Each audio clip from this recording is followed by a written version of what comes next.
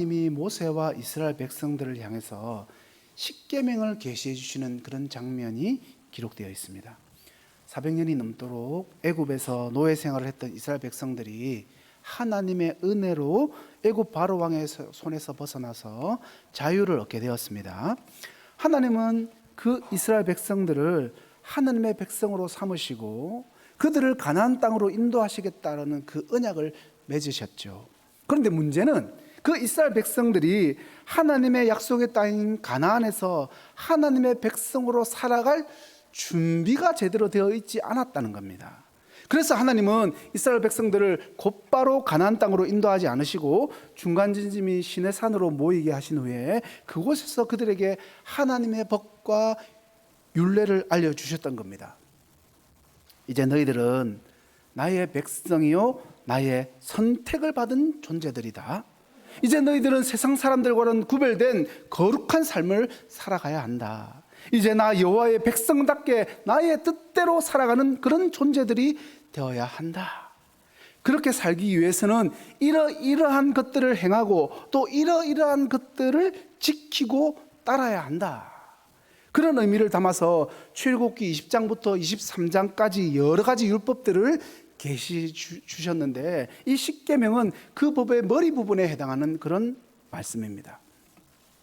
사실 지금까지 이스라엘 백성들은 하나님이 어떤 분이신지 그리고 자신들이 하나님의 백성이 된다는 것이 어떤 의미가 있는지도 제대로 알지 못했습니다. 또한 하나님이 기뻐하시는 뜻이 무엇인지도 몰랐고 무엇이 옳고 무엇이 그른지에 대한 하나님의 명확한 기준도 몰랐습니다. 그런 그들에게 이제는요 너무나도 확실한 하나님의 기준이 법으로 주어진 것입니다. 얼마나 확실하게 주어졌습니까?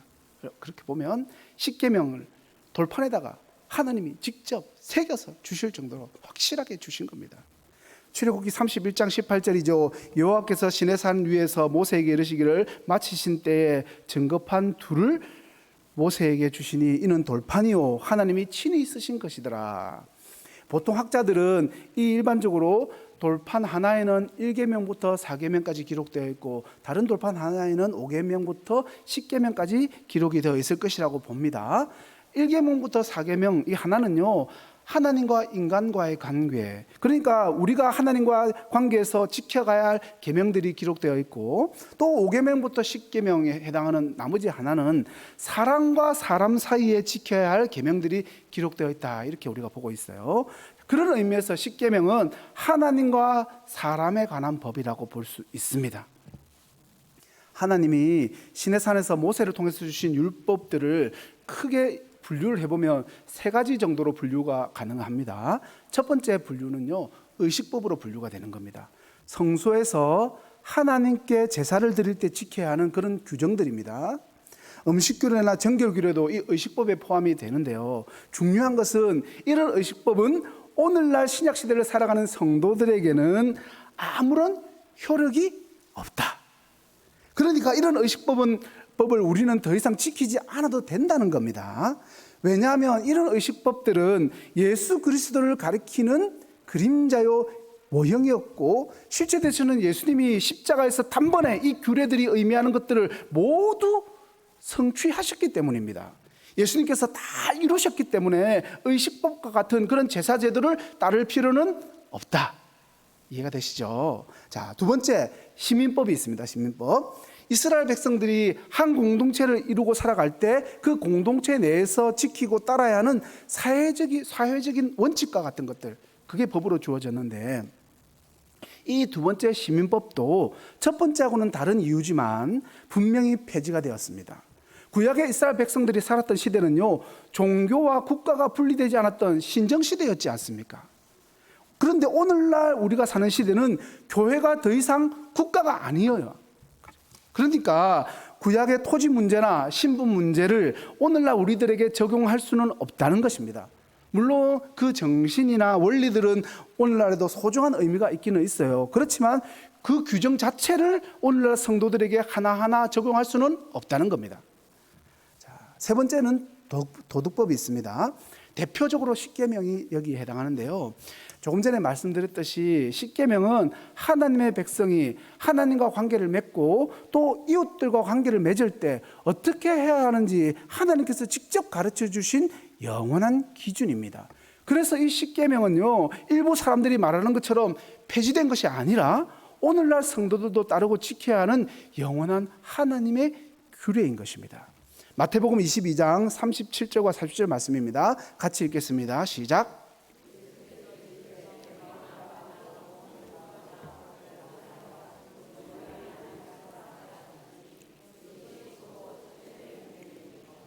둘째도 그와 같으니 내 이웃을 내 자신같이 사랑하라 하셨으니 이 두 계명이 온 율법과 선지자의 강령이니라. 아멘. 여러분, 하나님을 어떻게 사랑해야 하는지 구체적으로 알기를 원하십니까? 십계명의 한쪽 돌판 제1계명부터 4계명을 보시면 됩니다. 또 이웃을 어떻게 사랑해야 되는지 구체적으로 알기를 원하십니까? 그렇다면 십계명의 나머지 한쪽 돌판 5계명부터 10계명을 보시면 됩니다. 십계명은요, 너무나도 명백하게 오늘날 성도들에게 하나님을 사랑하고 이웃을 사랑하는 그런 도리를 가르쳐주는 법이고, 모든 성도에게 유효한 하나님의 기준이며 우리가 어떻게 살아가야 하는지를 가장 기본적으로 가르쳐주는 그런 원리라고 할 수 있는 것입니다. 제가 개인적으로 십계명을 생각하고 묵상할 때 가장 크게 은혜 받는 부분이 있어요. 바로 하나님께서 십계명을 우리들에게 주신 의도입니다. 여전히 우리는 이렇게 질문할 수가 있습니다. 왜 오늘날 우리가 하나님의 법인 그 구약시대의 십계명을 지키고 살아가야 합니까? 이 질문에 대한 답이 2절 말씀입니다. 나는 너를 애굽 땅 종되었던 집에서 인도하여 낸 내 하나님 여호와니라. 오늘날 우리가 믿는 하나님이 바로 애굽의 종되었던 이스라엘을 구원하여 내신 그들의 하나님이시기 때문입니다. 애굽에서 이스라엘 백성들을 건져내시는 이 출애굽이라는 구원 사건 이후에, 그러니까 출애굽이라는 구원 사건 그 이후에 그 이스라엘 백성들에게 율법을 주셨다는 이 순서가 중요한 겁니다, 여러분. 순서를 잘 생각해 보세요. 만약에 너희들이 내가 준 이 계명을 한 40년 정도 잘 지키고 따르면 그때 가서 보고 너희들을 구원해 주든지 말든지 할게, 그런 조건부 구원이 아닙니다, 여러분. 하나님께서는 아무런 조건 없이 이스라엘 백성들이 아무것도 한 것이 없는데 그들을 먼저 사랑하셔서 전능하신 능력으로 그들을 구원하여 내시고 하나님의 백성까지 삼아 주셨습니다. 그리고 나서 그들에게 이제 하나님의 백성으로서 어떤 삶을 살아가야 하는지를 친절하게 모두 다 가르쳐 주신 것입니다. 율법을 구원의 조건으로 주신 것이 아닙니다. 하나님이 율법을 복음 뒤에 주신 것은 우리로 하여금 하나님을 사랑해서 자발적으로 그 계명을 지키고 따르게 하려는 하나님의 특별하신 방법입니다. 그런 의미에서 오늘날 구원받은 참된 성도는 우리를 구원하시고 구속하신 그 하나님의 은혜와 사랑에 감사하면서 십계명의 말씀을 따라서 그분의 뜻대로 살아가야 하는 것입니다. 요한계시록 말씀을 보시면 참된 성도들이 짐승이 통치하는 그 환란 시대를 살아가면서도 끝까지 지키는 두 가지 말씀이 있습니다. 두 가지를 말씀합니다. 요한계시록 12장 17절 말씀 같이 읽겠습니다. 시작.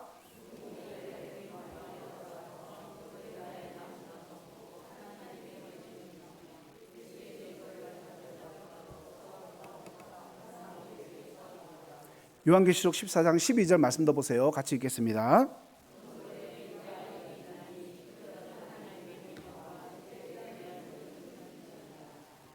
하나님의 계명. 일단 요약해 보면 십계명이라고 할 수 있겠죠. 자, 그렇다면 우리가 지켜야 하는 구체적인 계명에는 어떤 것들이 있는가 이제 우리가 한번 살펴볼 텐데요. 오늘은 십계명의 제1계명에 대해서 살펴보겠습니다. 1계명 같이 읽겠습니다. 3절 말씀입니다. 너는 나 외에는 다른 신들을 내게 두지 말라. 이 말씀은 하나님 외에 다른 신들을 두지 말라는 거죠. 여기서 말하는 다른 신은요, 쉽게 말하면 우상들입니다. 우상. 물론 이 말씀은 가나안 땅으로 들어가는 이스라엘 백성들이 애굽에서 받았던 우상 숭배의 영향과 가나안 땅으로 들어가서 가나안 사람들의 섬기는 그 우상 숭배를 보고 그들의 풍속으로부터도 영향을 받아서 우상 숭배로부터 자유롭지 못하게 될 것이라는 것을 아시고 의식적으로 주신 말씀이 분명합니다. 성경에 보면 이스라엘 백성들이 가장 쉽게 넘어졌던 우상 숭배가 있어요. 그 우상 숭배는 바알 숭배입니다. 이스라엘 백성들은 가나안에 정착하자마자 바알 숭배를 합니다. 사사기 2장 11절에 보시면 이스라엘 자손이 여호와의 목전에 악을 행하여 바알들을 섬기며 라고 이렇게 말씀이 기록되어 있습니다. 바알은 남신으로서 하늘을 주관하고 이 아스다롯은요 여신으로서 땅을 주관하는 그런 농사의 신이라고 보고 있었어요. 그래서 이 두 신이, 이 남자고 여자니까 이 두 신이 성행위를 통해서 흥분을 하게 되면 그 나오는 분비물이 비로 내리게 된다고 믿었기 때문에 바알의 신전에서는요 그 두 신을 성적으로 흥분시키는 집단적인 성행위가 공공연하게 벌어졌던 겁니다. 그것을 담당하는 사제들이 아예 상주를 하고 있었던 거죠. 몇천 명씩. 하나님의 거룩과는 너무나도 거리가 먼 그런 우상들을 만들어서 가나안 사람들뿐만 아니라 이스라엘 백성들도 신으로 섬겼던 것입니다. 또 사람의 힘도 여러분 우상이 될 수가 있어요. 하박국 1장 11절을 보시면 그들은 자기들의 힘을 자신들의 신으로 삼는 자들이라 이에 바람같이 급히 몰아치게 행하여 범죄하리라 라는 이 말씀이 나오는데요, 사람들이 가진 힘을 신으로 생각하는 겁니다. 자신의 힘, 그거를 신으로. 우상은 이렇게 자연의 힘을 신격화한 것일 수도 있고 사람의 힘이 될 수도 있고 사람이 좋아하는 것, 사람이 따르는 것이 될 수도 있습니다. 재물이 우상이 될 수도 있고 탐심이 우상이 될 수도 있고 쾌락도 우상이 될 수가 있습니다. 심지어 먹는 것도 우상이 되는 것 아시잖아요. 빌립보서 3장 19절 말씀입니다. 같이 읽겠습니다.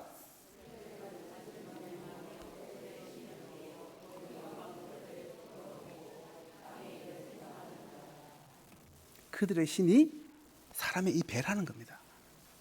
먹는 것도 신이 될 수 있다, 우상이 될 수 있다는 것을 비유적으로 말씀을 하신 겁니다. 그런데 보통 우리는 우상 숭배라고 하면 하나님과 대적해서 하나님 없이 하나님 대신에 하나님 자리에 다른 무언가를 놓고 하나님보다 더 사랑하고 의지하는 것만 우상 숭배라고 생각하는 경향이 있습니다. 그래서 많은 성도들이 이렇게 생각하죠. 저는 하나님보다 재물을 더 사랑한 적은 없습니다.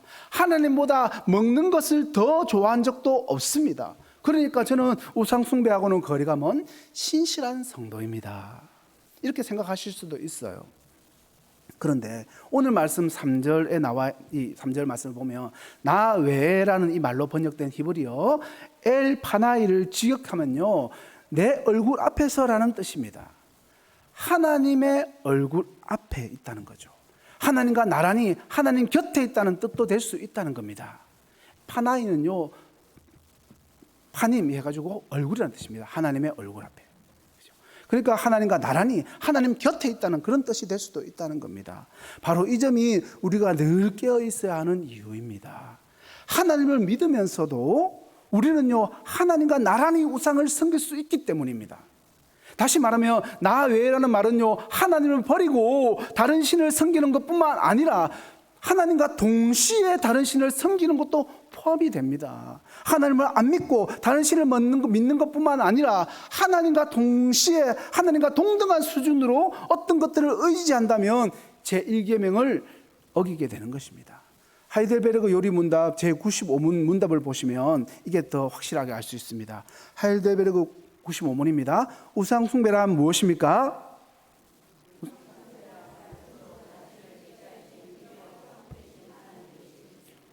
하나님과 나란히 하나님과 나란히. 그런데 여러분 1계명을 가만히 보면 너는 나 외에는 다른 신들을 내게 두지 말라라고 말씀하시고 있지 않습니까? 다른 신들? 의아하지 않습니까?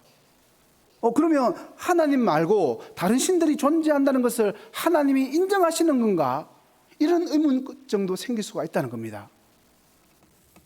당시 이스라엘 백성들은요 신이라는 존재에 대해서 생각할 때 오직 하나님 한 분밖에 없다는 생각을 하지 않고 이스라엘 백성인 자신들에게는 이스라엘의 신이 있고 또 모압에는 모압의 신이 있고 에돔 사람들에게는 에돔 사람의 신이 있는데 그 모든 신들 중에서 우리 이스라엘이 섬기는 하나님이 최고의 하나님이시다. 그러므로 이스라엘 백성들은 여호와 하나님 한 분만을 섬겨야 한다는 이런 생각을 갖고 있었던 거죠. 유일신 사상은 아니지 않습니까?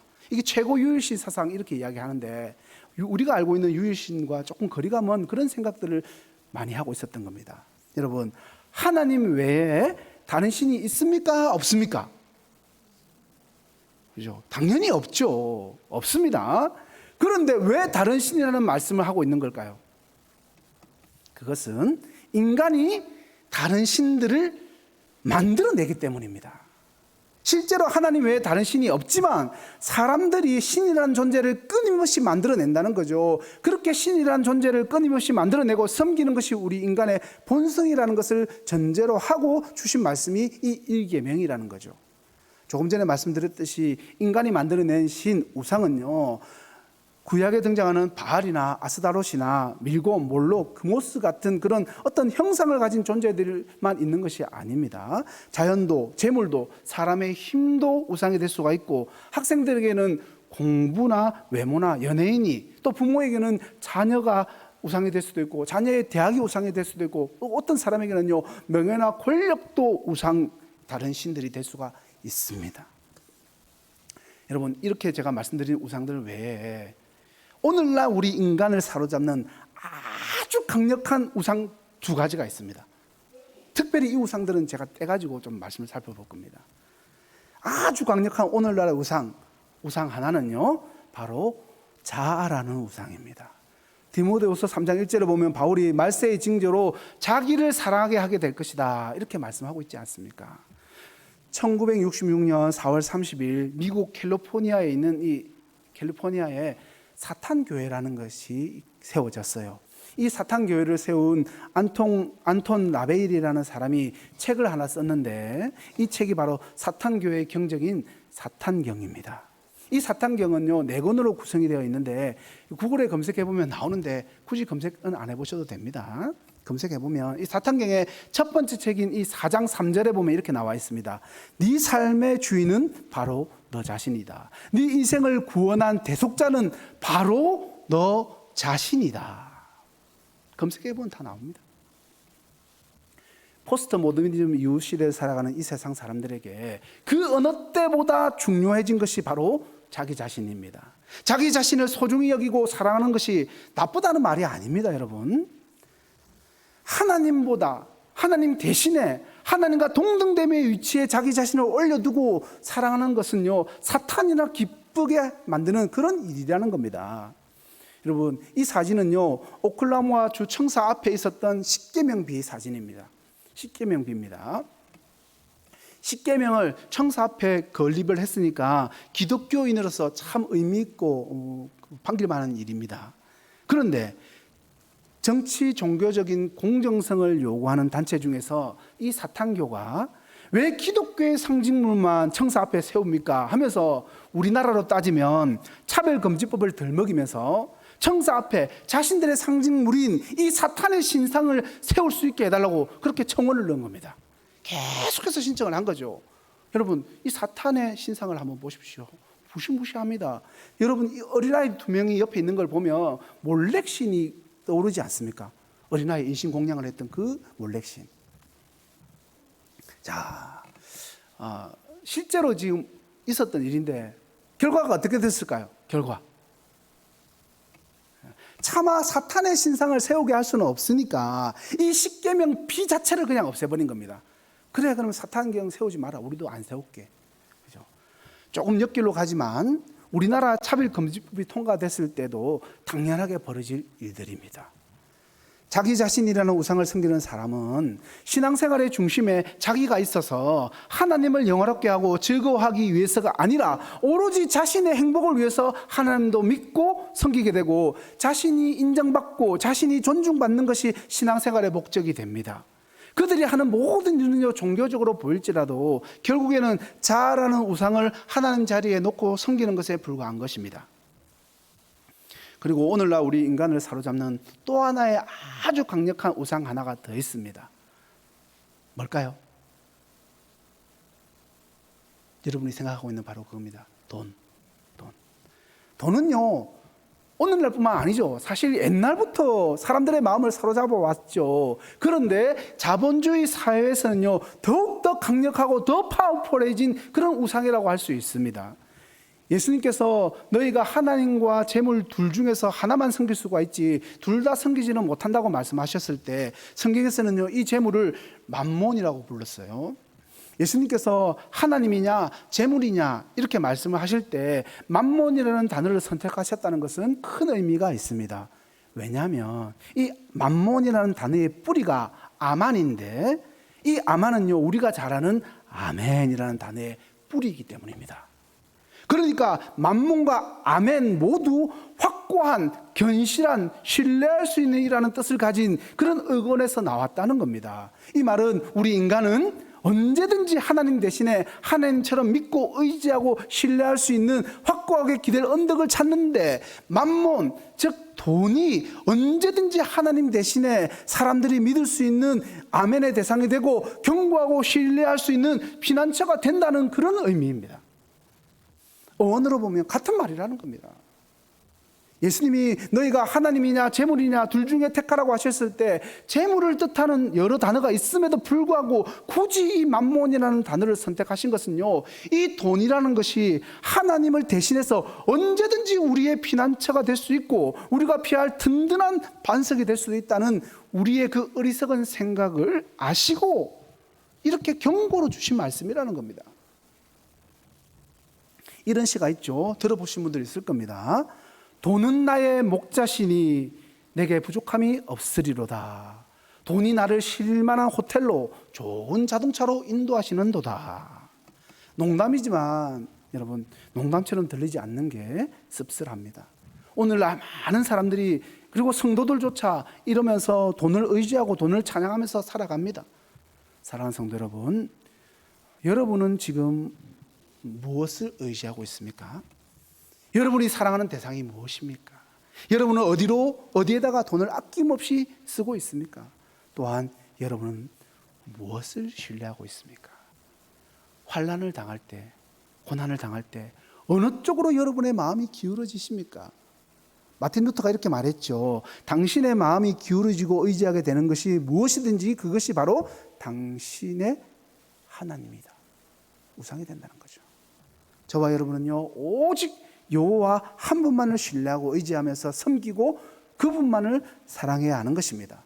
여러분, 우리가 섬기는 하나님은요, 우리가 기도할 수 있고 우리가 부르짖을 수 있는 살아계신 유일한 신이십니다.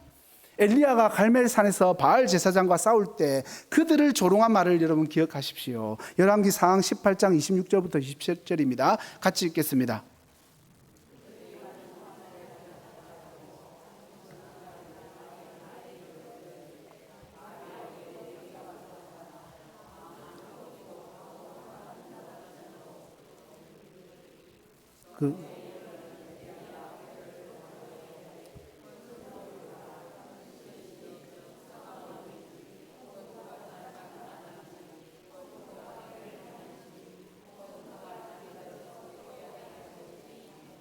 깨워야 할 것이니라. 불러도 외쳐도 아무런 응답이 없으니까, 우상이니까, 없으니까 당연히 그런 거 아닙니까? 그걸 조롱하는 겁니다. 그러나 여러분, 여호와 하나님은 다릅니다. 나중에 하나님이 불을 내리셨을 때 백성들이 뭐라고 고백합니까? 열왕기상 18장 39절이죠. 모든 백성이 보고 엎드려 말하되 여호와 그는 하나님이시로다. 여호와 그는 하나님이시로다. 아니, 여호와가 하나님이라고 인정한 것입니다. 여러분, 우리가 믿고 신뢰하고 의지하며 섬기고 사랑하는 우리의 하나님이 어떤 분이십니까? 우리의 여호와 하나님은 들으시고 응답하시고 행동하시는 분이시며 우리의 기도를 들으시는 그런 분이심을 여러분 믿으시는 저와 여러분이 되시기를 예수님의 이름으로 간절히 축원합니다. 여러분, 말씀을 마무리하겠습니다. 우리가 다른 신을 두지 않고 오직 한 분 하나님만을 섬기는 것이 왜 중요합니까? 앞에서 들었던 것을 다 정리해 볼 수 있는데요, 우리가 하나님을 제대로 알고 제대로 섬길 때 하나님의 형상대로 지음받은 우리 인간의 가치가 회복되고 또 그 가치가 제대로 발휘될 수 있기 때문입니다. 이게 무슨 말인가 한번 들어보세요, 여러분. 더 나아가서 그것뿐만 아니죠. 이 일계명이 제대로 지켜지게 될 때 인간뿐만 아니라 나머지 모든 것들도 제대로 된 의미와 가치를 갖게 됩니다. 예를 들어 볼게요. 돈을 생각해 보세요. 여러분, 이 일계명이 제대로 지켜지지 않는 사람은 돈을 신으로 섬기고 돈의 노예가 되어서 파멸의 길로 걸어갈 수밖에 없지만, 이 일계명 오직 한 분 하나님만을 온전히 섬기는 사람은 이 돈을 하나님의 영광을 드러내는 수단으로 사용할 수 있게 된다는 겁니다. 돈으로 생활도 유지하고 돈을 하나님과 이웃을 섬기는 수단으로 제대로 쓴다면 그만큼 좋은 돈은 없습니다, 여러분. 자기 자신도 하나님의 영광을 위해서 드릴 수가 있게 되고 또 세상의 지식이나 기술도 마찬가지입니다. 구원받은 성도가 그 구원의 은혜를 충만하게 누리며 사람으로 제대로 된 이 가치 있는 삶을 살아가는 그 첫 단추가 1계명을 온전히 지켜나가는 것입니다. 이 계명에 온전히 순종함으로 하나님께서 주시는 은혜와 그 복락을 인생 가득히 경험하고 살아가는 사랑하는 모든 동교회 성도님들이 다 되시기를 예수님의 이름으로 간절히 축원합니다. 기도하겠습니다. 사랑과 은혜가 충만하신 하나님